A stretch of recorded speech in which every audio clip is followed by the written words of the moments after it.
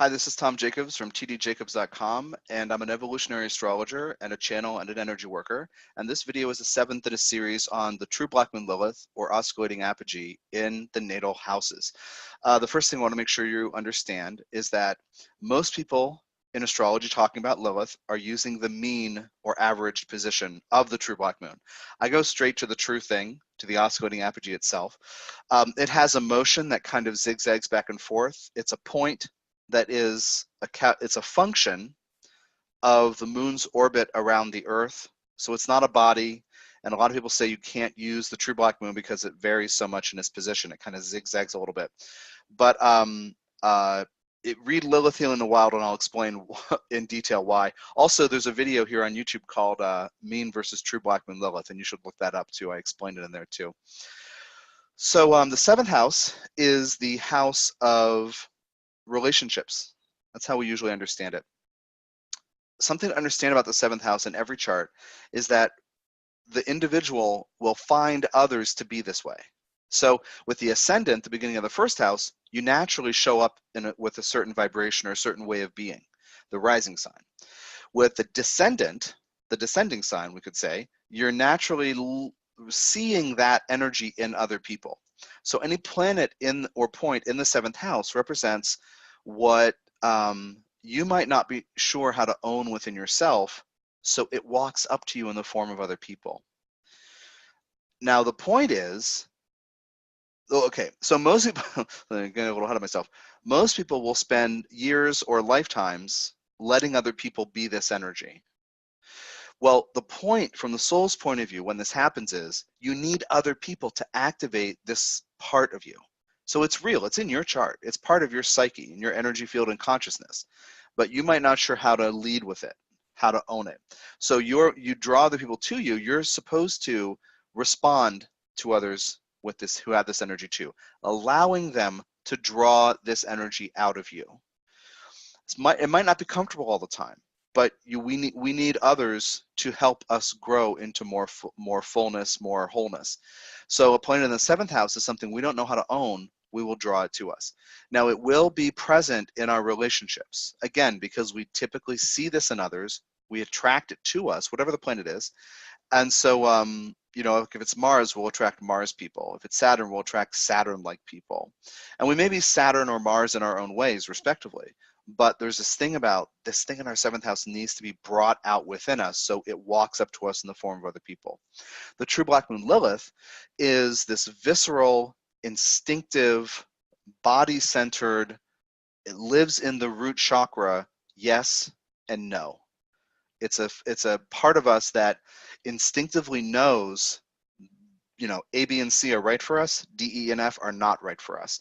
And this discernment process that, you know, when I encounter something vibrationally, hormonally, chemically, energetically, it is for me or it's not for me. That is Lilith.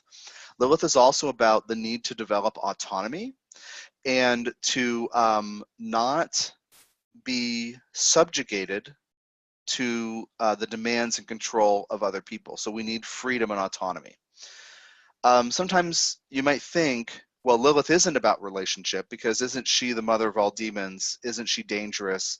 Doesn't she get back at her partner? All these kinds of myths that we've kind of inherited about Lilith, that she's a demon and isn't part of a relationship. Well, as you'll read in Lilith Healing the Wild, and also in the True Black Moon Lilith Natal Report that you can get through tdjacobs.com, Lilith is very partner oriented. She is the first woman. So Adam and Eve come later, but when God first splits Adam, who was created male and female, the result is Adam and Lilith. So her other half is Adam. Her natural other half is Adam. They're made out of the same stuff at the same time.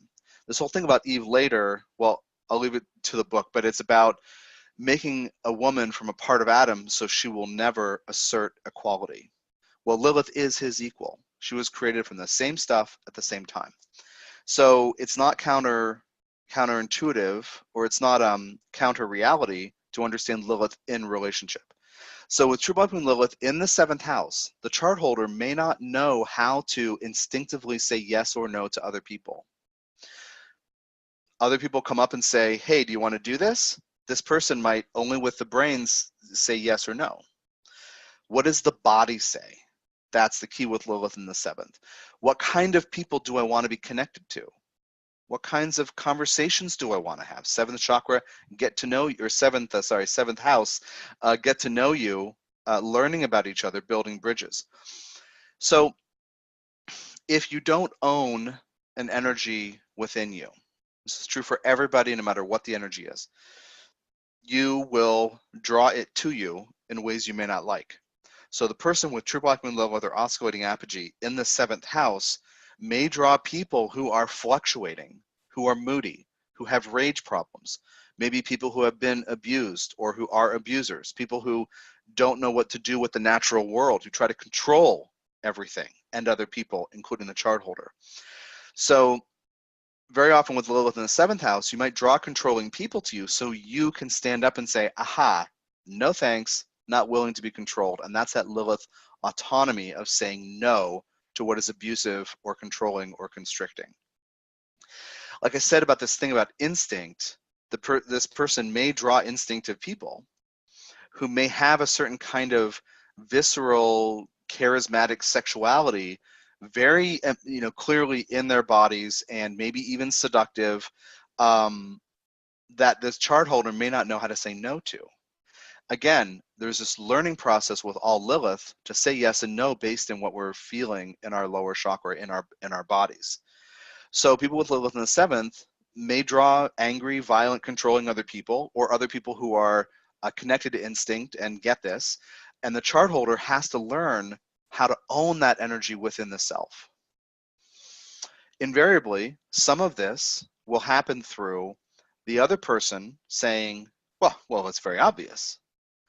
And the chart holder saying, something's not right in there, because there's something being woken up that is pre-rational. Like it's my gut, it's my body, it's my lower chakra, something about that I don't like. It doesn't matter what it is.